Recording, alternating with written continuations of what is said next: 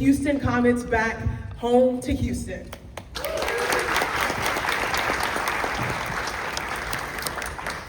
First, I want to start by giving a very special thank you to the Fertitta family for making this dream a true reality.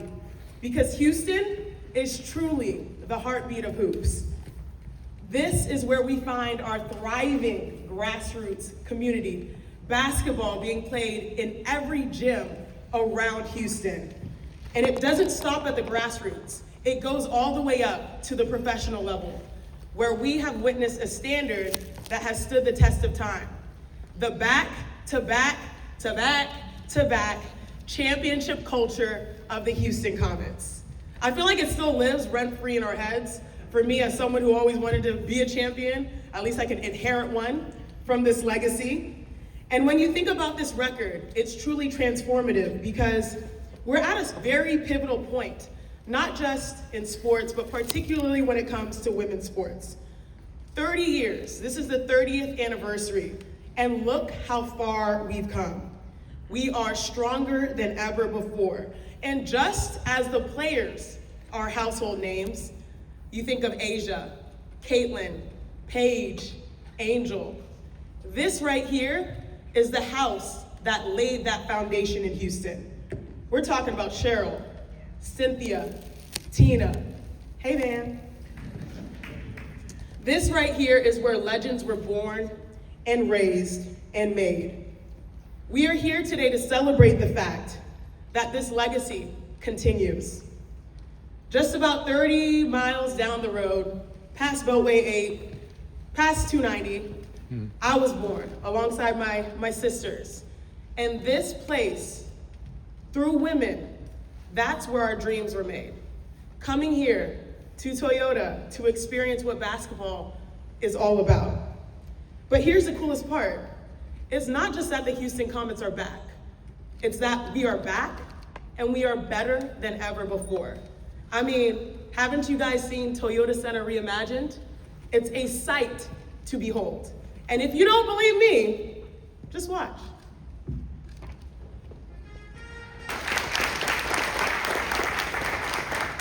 Y'all are making me want to dust off these knees and pull a comeback. Now let's get to the team that made this moment, this dream, now a reality, make it truly possible.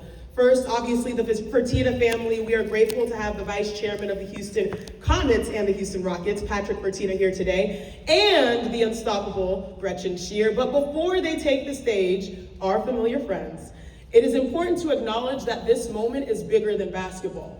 It's bigger than sports. It represents all that Houston, this city, truly stands for.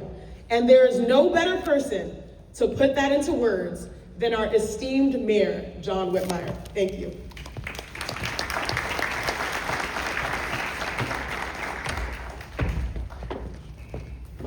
Thank you. What an exciting day. Question ought to be asked, what took so long?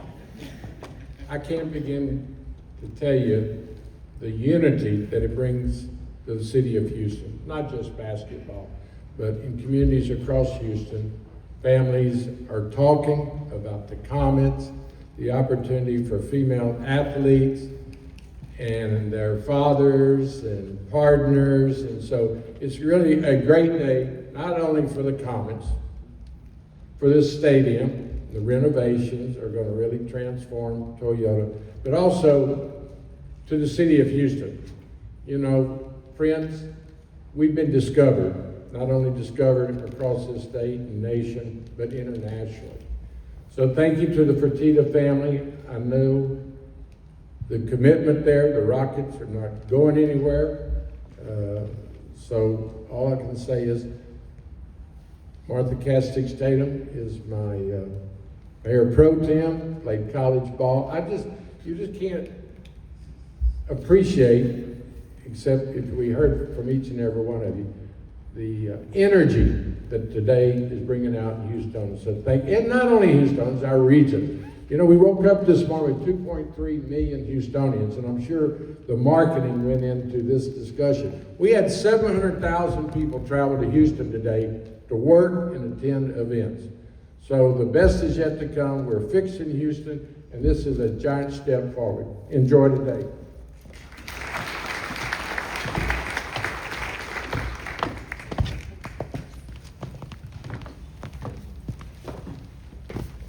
Thank you so much, Mayor. You have a great spirit. Maybe you should look into coaching after you're done.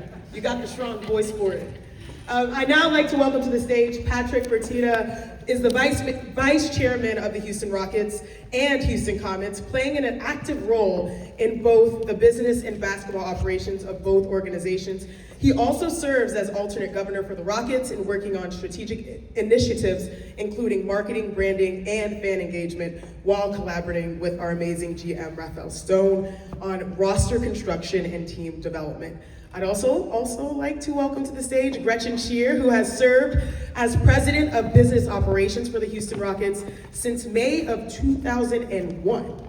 Love that for her. She originally joined the organization as a season ticket executive and steadily advanced through leadership roles, including vice president of sales and service, CRO, COO, she is our everything OOO, see everything, and manages day-to-day business functions for the Rockets. Shear manages the Toyota Center as well, one of the nation's premier live entertainment venues, and serves as alternate governor for the Fertitta family on the NBA Board of Governors. One more time for our esteemed guests. Thank you, Shanae, and thank you for being here, and thank you for honestly defending the Rockets and all of us Houston sports teams every day, not just on a local stage, but a national stage. We need more of you out there looking out for us. And if we can bottle up your energy and your passion and replicate it, multiply it in this town, the Comets are going to be very successful. So don't go too far. We need more of you in and around this organization. Hey, I'm at home. My parents are here. They won't let me go too far. Gretchen? Yeah, I mean, like you guys have said so many wonderful things today. We are so excited to bring the WNBA back. For me personally, I started 25 years ago as a ticket sales rep. So in the summer of 2001, the first thing I did in this organization was pick up the phone and sell tickets for the Drive for Five. So we had won 4 championships. We were ready for our 5th. So to be able to sit on this stage and represent the Fertitta family and play a small part in bringing this franchise back is fantastic. And I look forward to the next Drive for Five, hopefully coming up soon. Yes, absolutely. I need to also thank the mayor, for being here, but also supporting all Houston sports teams, the Rockets included, over the last several decades. Long before you were mayor, you were here in this arena, you were at Minute Maid, you were at NRG, so you're a true Houstonian. And I know you're here as mayor, but you're a Houstonian and someone who cares deeply about all of the teams in this town. And then thank you to everyone else here. This is obviously a special day for the city of Houston, for our community, for sports fans and Comets fans everywhere, that we are finally bringing this incredible organization back. I can tell you that when we came into ownership in 2017, this was something that was important to us and that we discussed and were engaged on from the beginning. My dad in particular, believe me, he wishes he was here today. He'd love to be up here. He was talking about the Comets from day one. If there's one thing that I am, frustrated or disappointed in, it's that we couldn't make this happen sooner. But better late than never. Credit to the WNBA and all the success and growth that they've had recently. That it's coveted and competitive to get back into this amazing league. But we're happy that it is today, and hopefully everybody is as excited about it as we are. As a Houston sports fan myself, it felt like the sports landscape in this town was incomplete, and it was incomplete, with the void that was left when the Comets, left after 12 seasons. And today, that is filled, and hopefully we all feel like things are normal again, and we can carry on the great tradition that the Comets started years ago. I do want to talk about that legacy and that brand and that identity that was created. Tina Thompson, Cheryl Swoop, Cynthia Cooper, and Van Chancellor, you're here today. We just had a great conversation. It's important as Houstonians, we don't take for granted the success in those 12 years. 4 consecutive championships, in those inaugural seasons. As Houstonians, as sports fans, as basketball fans, we should all be incredibly proud that that happened, and it is now incumbent on all of us up here and all of us a part of this organization to continue that great legacy and that success. And I can assure you that our commitment to that success and excellence is going to be seen and shown throughout. Lastly, I think that it's important that I thank the WNBA and the Connecticut Sun. They've been wonderful partners throughout this process. The Sun are a first-class organization. This has been and will continue to be a great transition. The WNBA has been a wonderful partner as well. So do want to thank them. And then finally, to all the fans out there that missed the Comets, to new young fans that are excited about the Comets, we cannot wait to give you something to be proud about, something that you can root for, and we're excited to see you all here about a year from now and having our inaugural Houston Comets games in Toyota Center. So thank you again. Could not be more excited. Just know that we have great things ahead, and yeah, we look forward to everything that comes next. Thank you.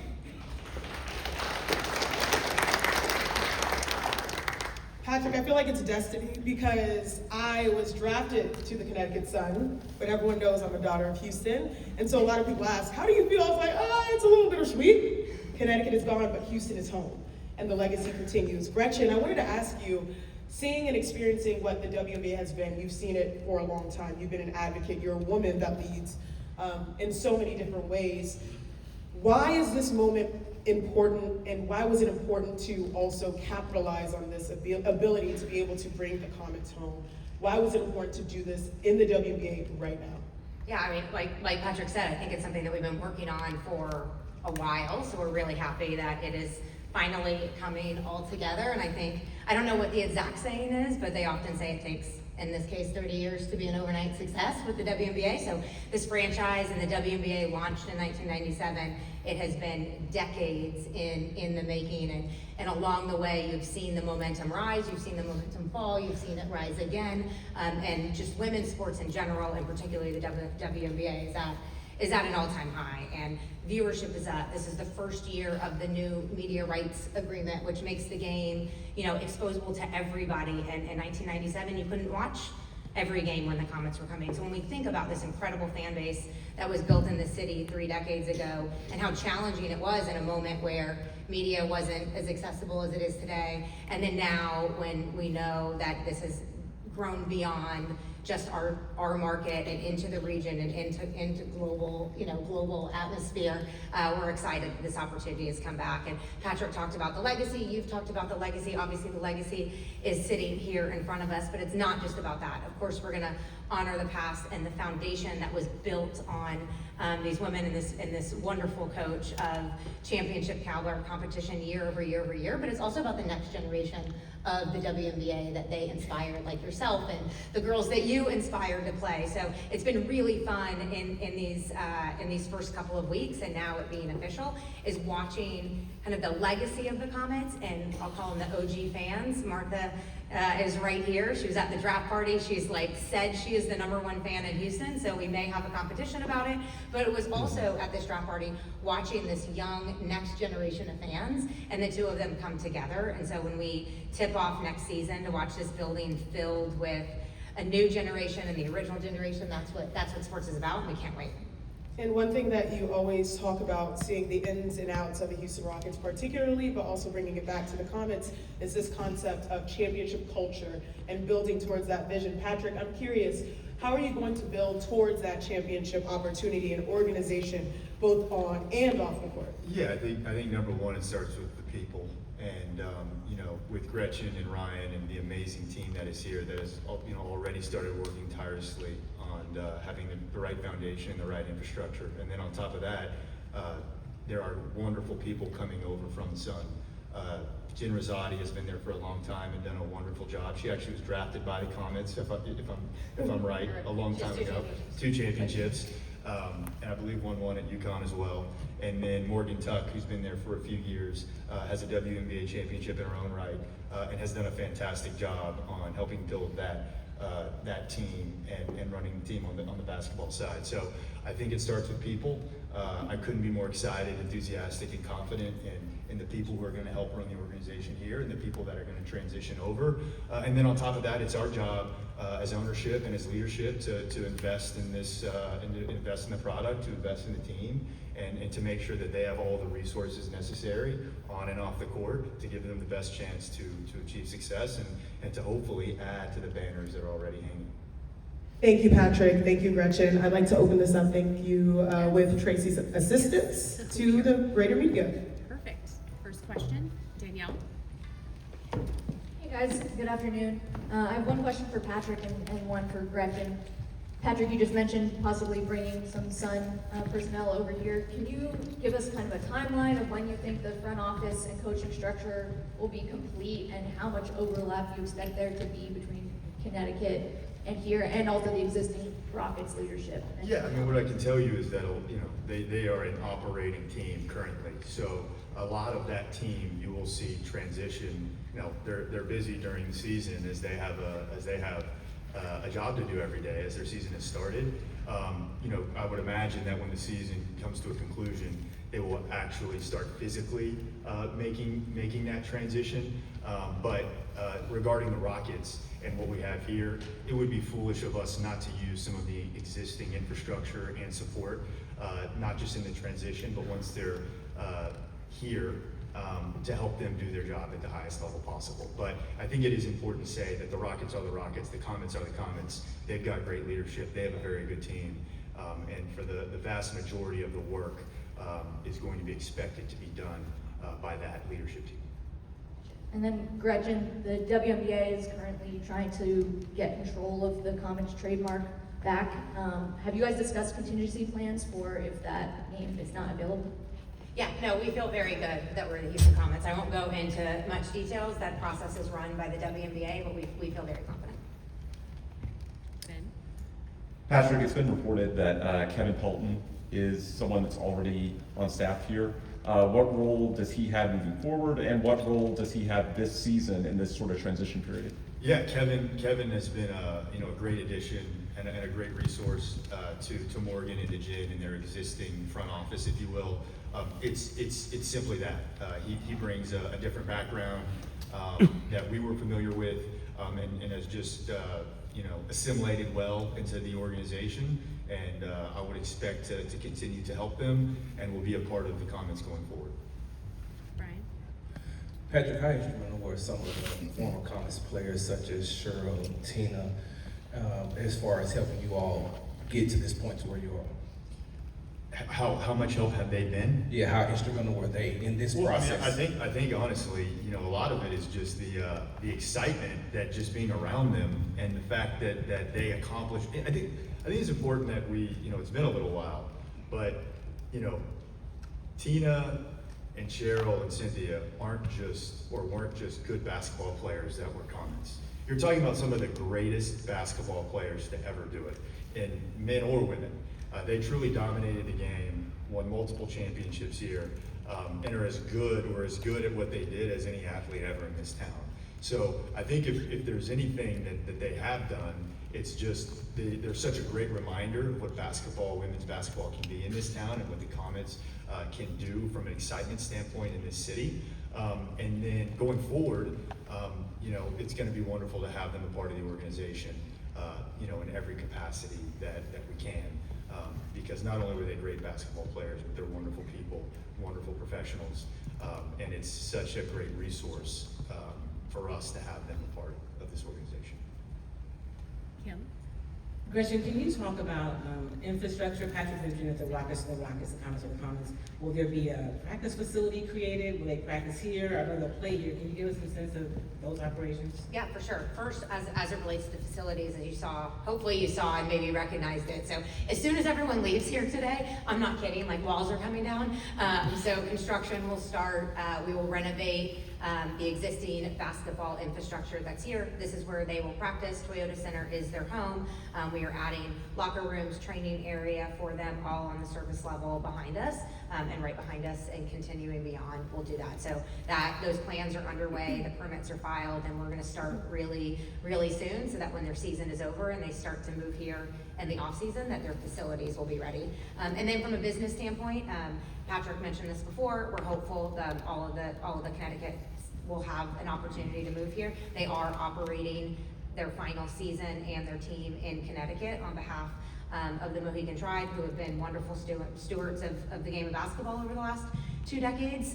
So we have a meeting with them on Monday. We'll start meeting their staff. We'll start understanding who's gonna come here, what roles they have, how that can supplement, and we'll build out our standing Comets staff. And then of course, we'll utilize the resources that we have in our shared services to take the best expertise that we have in the organization. Michael? Hi, all. This is for Gretchen. Can you share a timeline on the Toyota Center Reimagine project, when that will start and when you hope to complete all of those renovations? Yeah, for sure. We've started on the suite level. So the suite pieces that you've seen in the previous iterations have been starting. That main exterior atrium that you saw both in this video will start in a couple of weeks, and so you'll start to see cranes and construction on that build out, and the construction will go from now until the start of the NBA season in October of 2027. So we'll be under, as if we didn't have a lot to do with basketball and launching a new brand, we will also be under construction throughout the next 16 to 17 months, getting Toyota Center up for the next chapter of her life. Varun? For both Patrick and Gretchen, over here. Hi. When you look back at Comets 1.0, what do you want to replicate and emulate from their successes, and then what do you want to learn from as you guys rebuild this team? You want me to take that one? 1.0 as in the first 12 seasons. Well, I think if there's anything that we want to replicate, it's just the success on the court. And, you know, they built an amazing identity and brand, something that all Houstonians had a right to be proud of. I think a lot of the changes, you know, when I think about, you know, the WNBA is different, and the landscape in the league is different, and the excitement, the attention, just the business landscape is different. So it is my hope that with a better WNBA foundation and a league foundation, that the Comets are only going to have a better chance to you know, enjoy the success that they probably deserved back then for a longer period of time. So yeah, I think what do we want to replicate? We want to replicate the success. Yeah, that's the number one thing. I want to find Tina Thompson, Cheryl Foos, and Cynthia Cooper of today. Yeah, and I'll just add to that, you know, when 1.0 was a startup, right? And now we're 30 years later, and these are big businesses that have huge corporate support, that have big fan bases, that have media rights, right? And so the landscape of how the business operates has definitely advanced, which provides more resources to create a great product on the court. I personally, yes, I would love banners and championships. That Drive for 5 didn't happen for me, so I do not have a ring. I would love one, that would be great. But the home court advantage and the fan base of the Houston Comets at Compact Center when they started, and when we first moved over here at Toyota Center, was real. And I like to think from a business standpoint, it inspired and helped create a better basketball team on the court. And over the first, 5-6 weeks since we had entered the agreement, now that it is final, I mean, we've had thousands of depositors already come in to help fill this building. Now that it is official and they are here and we can start marketing campaigns, we want full buildings. I mean, everything has shown that this city has been clamoring for this team to come back. But that home court advantage and that fan base was really special, and every indication so far says that it will be even better in 2.0. This is for both Patrick and Gretchen. A long time Houstonians remember when the Oilers left and came back as the Texans and weren't able to bring back the name and a lot of the achievements. How important was it for y'all to be able to not only bring the name back, but all the achievement and the great history? It was immensely important. The Comets are so synonymous with women's basketball and the WNBA in this town, and it just felt like it honestly didn't make a lot of sense to go any other direction. There is such a special brand and identity that already exists. There's such history and nostalgia And for us, you know, it wouldn't feel right to have a different name, a different brand than the Houston Comets, you know, playing us in the WNBA in this town. Jay. So this is a question for either of you guys. Speaking of branding, when can we look forward to seeing a logo being unveiled? Are you guys going to be working with any local artists on that? What does that timetable and whole project look like? Yeah, we're currently working on all of that: brand, logo, uniform. As we mentioned before, the Connecticut Sun is playing in the 26th season, so we're balancing, you know, supporting the existing team, respecting their fans, finishing out that season, as well as the timeline that just takes to do all of these things. So it'll be later in the summer and early in the fall when the team comes here. We hope to do all of that unveiled together, introduce the team, the uniform, the logo, all of that when the team can come here. For Patrick, right here. For current Houston fans who have not been paying attention to the Connecticut Sun, what can you just share about the current state of the team as they look forward to maybe next year? Yeah, I think, you know, right now, you know, they're a young team. They're certainly a team that is building. But what I can suggest is there's likely going to be, you know, a new path going forward. You know, I think it's important to think about, you know, the Sun and the Comets as one right now, but at the same time, there's probably going to be a lot of change over the next year. And we're having this press conference today. This is all finishing up this week, and they're in the middle of their season. So, you know, we're just now really getting into it. Obviously, we have about a year or so to get smarter, to learn more about the league, to learn more about the team, and figure out how we can implement our competitive advantages and our philosophies to help them improve and set strategy. But I do know that they've got really good people over there who have been making very good decisions, and we're excited to continue to work with that leadership that exists and start working on, you know, what strategy is going to make sense to get us back to the level of success that we all associate with the Comets. Chris. Patrick, what made this such a personal mission for your family? You know, talking about it since when you first. Yeah, I mean, I think, you know, the same reason why we were super aggressive when the Rockets came for sale. We're Houstonians. I mean, my family's up here, my wife's here. We're all born, raised in Houston.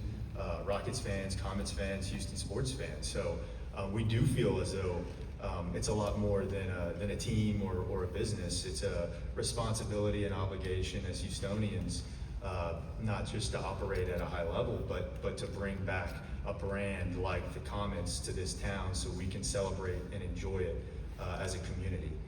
So yes, there is a lot of passion, and it does go far beyond you know, maybe just a traditional investment or business. Matt. For Patrick, Comets been gone for 20 years, obviously, but kept the banners up. Seems like people would have understood if y'all had taken those banners down. I guess what went into the thinking, you and your family, to keep those up there all this time? You know, there was never even a consideration or a conversation not to have them up there. You know, it's a part of the history of this town. It's a part of the history of basketball in this town. It's a part of the history of this building. I guess not this building. I guess in some ways this building. Yeah, it was honestly never a conversation, you know. More banners the better. We're not going to start taking them down. Eddie. Hey, good afternoon, guys. I'm really curious. Kevin Durant's such a big advocate for women's basketball and everything he's done, and I'm really curious when the news kind of came down and became official. How did the Rockets players kind of react to it, and how do you potentially even see them engage? Yeah. I mean, I'm not sure if maybe you noticed, but when the news did break a couple of months ago during the season, you started to see a lot of our players wearing WNBA apparel. I think I saw Fred wearing Comets apparel. So, you know, they're fans of basketball. Obviously, there's a lot of crossover, and there's a lot of excitement within the Rockets organization, both on the basketball side and on the business side. You know, to be a part of this business, you typically love the game, you love the sport, you're fans of the WNBA as well. As far as, you know, what involvement, you know, I'm not sure, but I know that all of our players, coaches are engaged and excited about having the Comets here in town. Kim. This is for either one of you. Kind of a two-part question. The excitement that Brittany Griner, who's a Houstonian, signed the deal with the Connecticut Sun. How exciting is that for the new Comets? And the new CBA, how much the fact that that's done and all that's involved with it, talk about how that impacts just the league moving forward, and how you feel about being a part of that that new structure, or improved structure? Say that? Yeah, I mean, Sinead talked about this game in this city and the just the breadth of youth sports participation, and to have another WNBA athlete that was born and raised here that has achieved the level of success that she has is fantastic. And then, you know, on the basketball side, I'm not sure the exact terms and how that will translate coming into 2027, but we're really excited, just the legacy of Houston basketball, and you see it everywhere that you turn. The CBA was interesting. You know, we were going through this process while it was going on, and so it didn't give us as much transparency into it as if it would be happening after the transition had happened. But it is groundbreaking for women's sports. I mean, the salary cap's going up almost 5%.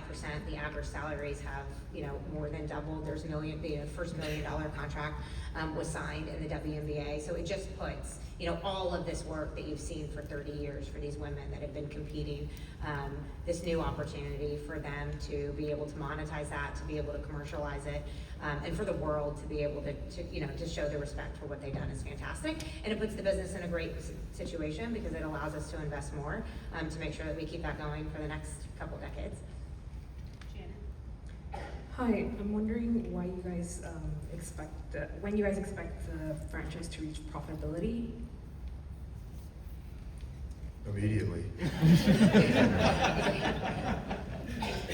Why did you guys decide to relegate the Sun instead of, you know, going the expansion franchise route?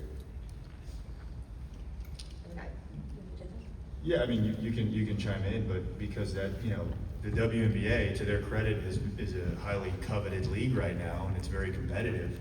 And for us, our focus was on bringing the Comets to Houston, whether it was through expansion or through relocation. Our focus was on the Comets, and whatever path became available to us is the path that we were going to aggressively take. Ben. It was reported that the sale price was around $300 million, which I believe would be a record number for the WNBA. Patrick, why is that investment worthwhile to your dad, and why do you think the economics have improved so much in the last few years? Yeah, remember when I said I wish we did this sooner?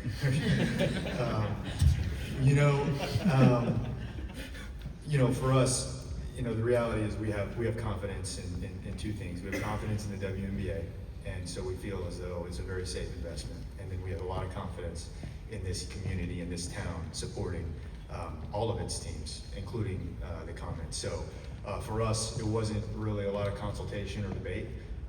We feel like we're going to look back and feel really good about this investment.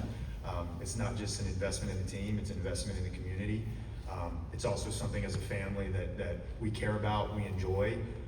Live forever, do things that you like and enjoy, and we can do this, something that we can enjoy together and work on and hopefully have success in. So yeah, for us, it wasn't a matter of, should we, it's how can we? And it wasn't an if, it was when. So yeah, we're fortunate to have the opportunity and feel good about it already. Last question, Brian. This question is for either one of you all. How important was it for you all to bring this franchise back, especially for the next generation of WNBA players? Because, you have a lot of players, young players here in the city who, couldn't see a game unless they went to Dallas to watch them play. But to bring that back here to help birth the next generation of WNBA players. Yeah, I think, going back to what I said earlier about there was an incomplete sports landscape in this town. And to have a WNBA team in the fourth largest market in the country is right. And for us to bring that to all of our young athletes, men and women, boys and girls, we just feel like it's the appropriate thing. And it's certainly something that this market and this fan base and this community is going to be able to support and handle. And I think it's a win for everybody. Yeah, and I'll just add, when the Comets left or folded the WNBA, it's those championships, the banners have been up there, the legacy has always been there, but it's different. when they're back. It's different for Tina, it's different for Cheryl, it's different for Cynthia. When the team doesn't exist, their history wasn't wasn't erased, but when they're back, it's like bringing that back to the forefront is so important. And it's so important for young athletes, particularly for young female athletes, right? You can look at all the statistics in the world, but if you play sports, you have better self-confidence, you have better time management, you have better body confidence, right? If you look at the landscape of C-suite executives in the professional world, like some statistic, like 90% of the women played sports growing up. So it doesn't mean that you can't play sports when you don't have a professional franchise, in your city. And the Dash have been here, and they have been doing that for the last decade. But having the Comets backs matters. So those girls playing basketball who want to play basketball can see in their backyard and at Toyota Center that continuing that dream, whether it's on the court or off the court, that they can be champions. And we're glad that they have that opportunity again.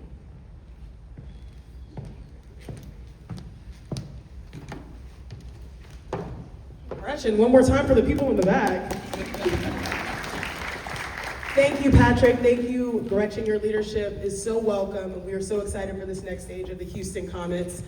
Before I close, I just feel like it's the right thing to do because we have a legend in our midst, not only the leading coach in Van Chancellor, but also we have a 4-time champion, a 9-time All-Star, a WNBA 20 at 20, 25 at 25, and likely going to be 30 at 30. 2 key members of the heart and soul of Houston. Please stand to be recognized. Thank you so much, Tina and Van, for being here. Van already told me his hot takes for me to get on air when I return to ESPN. He was right on most of them. The defense was a little, but it's all good. In closing, you said something very powerful, Gretchen. You said the importance of visibility, and everyone knows the phrase, you cannot be what you cannot see. And most people probably don't know this actually. No one knows this other than my parents who are here. When I was coming home, I went to Stanford, I went to Connecticut, played a member of the Connecticut Sun, then I went to Los Angeles Sparks. I came home for one of those rare days because basketball at that time, the WNBA was a full grind. And I opened up one of my keepsake boxes when I was a kid with all my favorite things. Like, that random rock you got from a beach, probably Galveston. And I saw a ticket. And it was a ticket to a Comets game. And I didn't even realize that that was my first ever sporting event.